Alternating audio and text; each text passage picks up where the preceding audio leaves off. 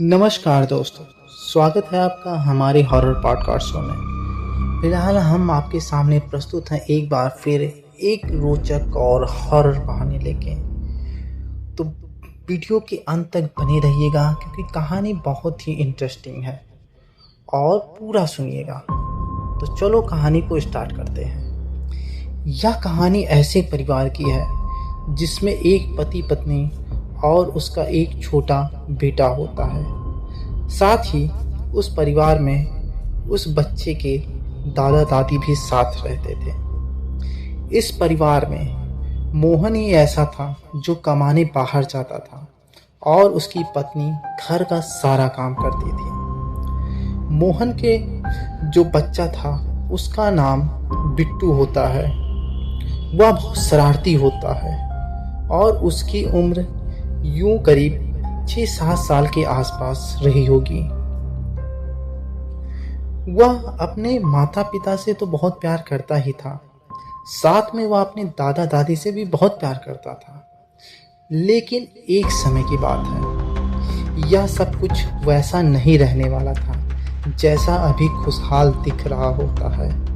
वो कहते हैं ना, दिन के बाद तो अंधेरा आना तय ही है, और ऐसा ही होता है इस परिवार के साथ। एक सुबह जब परिवार के सभी सदस्य उठते हैं तो वे देखते हैं उसके दादा दादी अभी भी कमरे से बाहर नहीं निकले होते हैं। तब मोहन बिट्टू से कहता है कि जाओ दादा दादी को जगा कर ले आओ। बिट्टू दादा दादी के कमरे में जाता है और उन्हें जगाने का प्रयास करता है, लेकिन वे दोनों कुछ भी हरकत नहीं करते हैं। बिट्टू अपने दादी को कई बार तेजी तेजी से आवाज़ भी देता है, लेकिन उधर से कोई उत्तर नहीं आता है और वह तेजी तेजी से रोने लगता है और दौड़कर अपने पापा के पास आकर दादी के ना बोलने की बात कहता है। मोहन घबराकर तेजी से अपने माता पिता के कमरे में जाता है और वह देखता है तो उसके माता पिता की सांसें बंद हो चुकी हुई होती हैं। वह सब लोग अब रोने धोने लगते हैं और कुछ समय बाद मोहन अपने माता पिता का अंतिम संस्कार करने के लिए उन्हें घर के पास के शमशान घाट ले जाने के लिए सारी तैयारी कर लेता है। जब वह अपने माता पिता के मृत शरीर को लेकर घर से निकल रहा होता है तो उसका छोटा बेटा यानी बिट्टू भी साथ चलने की जिद करने लगता है। मोहन उसे मना करता है कि वहाँ मत चलो, वह जगह अच्छी नहीं है, लेकिन बिट्टू मोहन की बात नहीं मानता है और वह जिद पर अड़ा रहता है। आखिरकार थक हार कर मोहन को बिट्टू की बात माननी ही पड़ती है और उसे अपने साथ ले जाने के लिए तैयार हो जाता है। शमशान घाट एक नदी के किनारे होता है। शमशान घाट पर पहुंचने के बाद मोहन अपने माता पिता के मृत शरीर को जलाने के लिए खड़ा होता है और कुछ ही समय में उसके माता पिता का मृत शरीर उसके आँख के सामने ही आग के लपटों के हवाले हो जाता है और मोहन फूट फूट कर रोने लगता है। अब उसे कुछ भी अपने आसपास का याद नहीं रह जाता है, यहाँ तक कि उसे अपने छोटे बेटे बिट्टू की भी कोई सुध-बुध नहीं रह जाती है। कुछ देर बाद मोहन अपने आप को संभालता है और अपने बेटे को अपने आसपास देखता है तो वह कहीं भी दिखाई नहीं देता है, लेकिन कुछ ही पलों में बिट्टू मोहन के पीछे खड़ा हुआ मिल जाता है। अब मोहन सारे क्रियाकर्म करने के बाद अपने घर वापस लौट आता है और 2-3 दिन में मोहन के घर आए सभी रिश्तेदार भी वापस अपने घर चले जाते हैं। एक रात की बात है, मोहन और उसकी पत्नी कमरे में सो रहे होते हैं। तभी उन दोनों की नींद किसी आवाज़ की वजह से टूट जाती है। उन्हें सुनाई देता है कि उनके किचन में कुछ बर्तनों के गिरने की आवाज़ आ रही थी। अब मोहन अपने कमरे से निकलकर धीरे से किचन की ओर बढ़ता है तो वहाँ वह जो देखता है उसे विश्वास नहीं होता है। उसका छोटा बेटा बिट्टू फर्श पर ढेर सारे गिरे हुए खाने को हाथों से उठाकर बहुत जल्दी जल्दी खा रहा होता है, मानो वह कब का भूखा हो। और मोहन को यह बात पता थी कि बिट्टू तो घर के खाने को बहुत मुश्किल से ही खाता था, लेकिन आज उसको इस तरह खाते हुए देखकर वह बहुत हैरान हो जाता है। फिर वह बिट्टू को आवाज़ देता है, बिट्टू तुम क्या कर रहे हो यहाँ? लेकिन मानो बिट्टू को मोहन की आवाज़ सुनाई नहीं दे रही थी और वह जल्दी जल्दी खाए ही जा रहा था। जब मोहन ने बिट्टू को चीख कर पुकारा, यह सुनकर बिट्टू चौंक कर पीछे मुड़कर देखता है और फिर अपने हाथों को देखता है और अपने पिता से पूछता है, पापा मैं यहाँ कैसे आ गया? मेरे हाथ इतने गंदे क्यों हैं? मोहन के पास इसका कोई जवाब नहीं होता है और मोहन मन ही मन में सोचता है, शायद यह नींद में ऐसा कर रहा होगा, क्योंकि कई बार ऐसा हुआ है कि बिट्टू नींद में चलते चलते घर में इधर उधर घूमते हुए पाया गया था। मोहन बिट्टू को गोद में उठाकर ले जाता है और उसके हाथ धुलवाता है और फिर उसे अपने कमरे में सुला देता है। उस रात बिट्टू सो जाता है।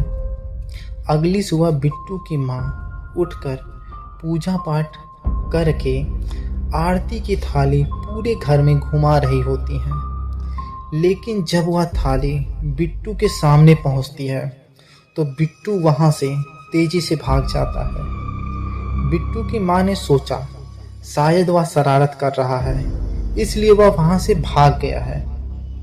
आज का दिन ऐसे ही बीत जाता है। बिट्टू आज के दिन ज़्यादा नहीं खेलता है और पड़ोस के बच्चों को साथ भी जब बच्चे उसे बाहर खेलने के लिए बुला रहे होते हैं तो वह बाहर भी नहीं निकल रहा होता है, मानो उसे रोशनी से दिक्कत हो रही हो। शाम होते ही बिट्टू की नानी भी बिट्टू के घर पहुंच जाती है। वह मंदिर की एक पुजारन होती हैं। बिट्टू की माँ अपनी माँ को देखकर बहुत खुश होती है। रात में सब लोग खाना खाकर अपने अपने कमरे में सोने के लिए चले जाते हैं। रात के 2 बजे होते हैं। तभी बिट्टू की नानी की नींद किसी आवाज़ की वजह से खुल जाती है। नानी के कमरे में एक 0 वाट का बल्ब जल रहा होता है, जिसकी वजह से कमरे में बहुत ही हल्की सी धीमी रोशनी होती है। जब वह अपने कमरे में चारों तरफ देखती हैं तो उन्हें कमरे की एक अलमारी पर कोई बैठा हुआ नजर आता है। उसने फटे चिथड़े कपड़े पहने हुए होते हैं और अपने दोनों हाथों को अलमारी पर रखकर कुछ झूम झूम कर गा रही होती है और अपने पैरों को हिला रही होती है। बिट्टू की नानी पहले थोड़ा सहम जाती है, लेकिन वह यह समझ जाती हैं कि वह कोई आम व्यक्ति नहीं होती है। जैसे ही वह कमरे की लाइट को जलाती है, वह आत्मा तेजी से कमरे के दरवाजे से निकल जाती है और कमरे के दरवाजे को तेजी से बंद कर देती है।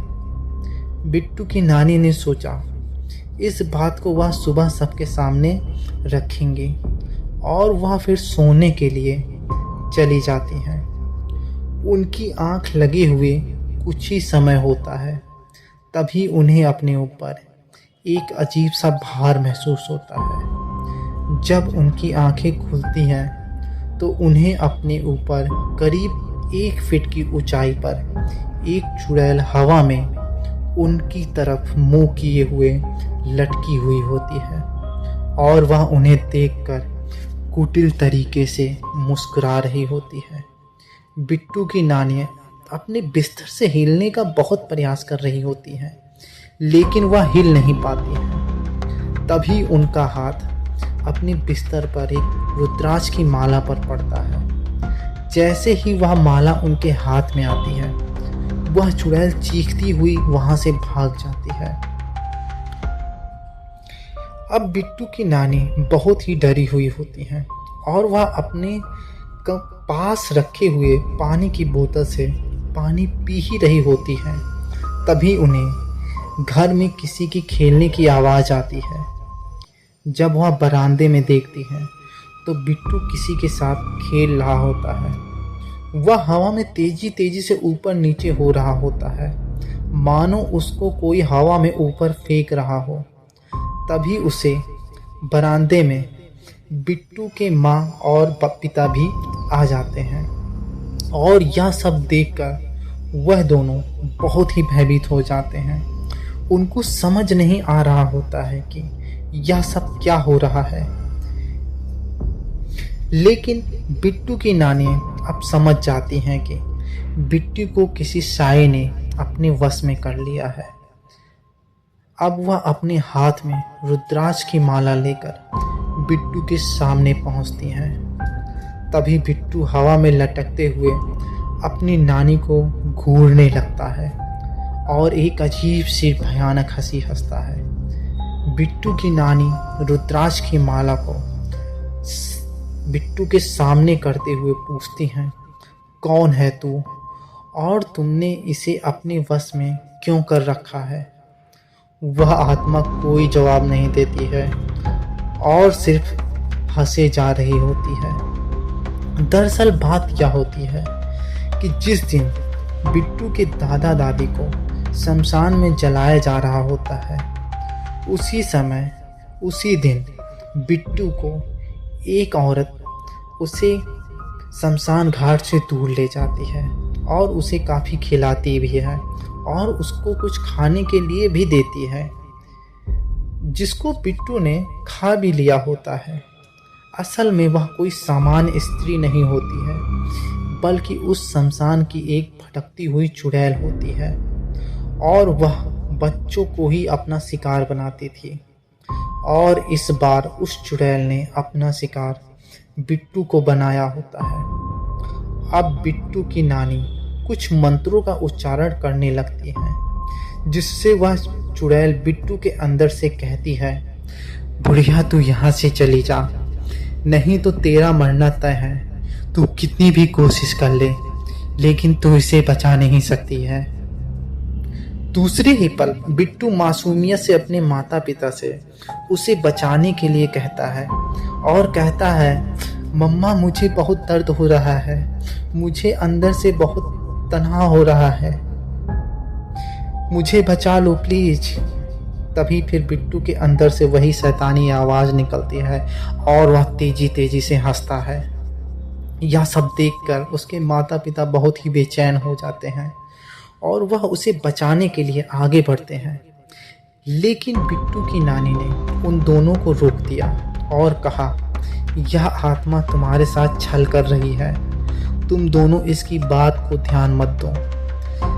जब बिट्टू की नानी मंत्रों का उच्चारण अब और तेजी से करने लगती है, तो वह आत्मा अब बेचैन हो उठती है, मानो उसे बहुत तकलीफ हो रही हो। वह अपनी शक्तियों से घर का सारा सामान तोड़ फोड़ रही थी।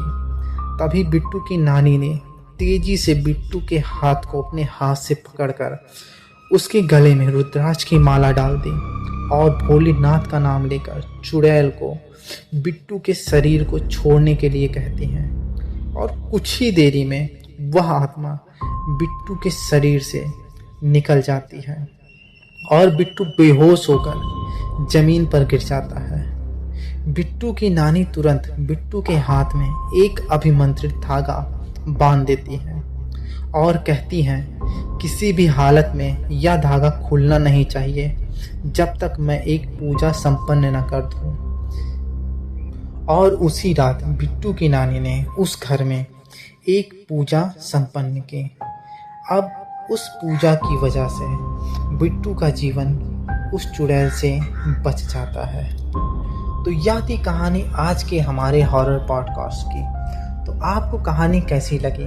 अगर कहानी आपको अच्छी लगी हो तो प्लीज़ वीडियो को लाइक ज़रूर करिएगा और हो सके तो चैनल को सब्सक्राइब करिएगा, जिससे आपको हमारी लेटेस्ट कहानियाँ तुरंत मिल सकें। तब तक के लिए मिलते हैं किसी नई कहानी में। धन्यवाद।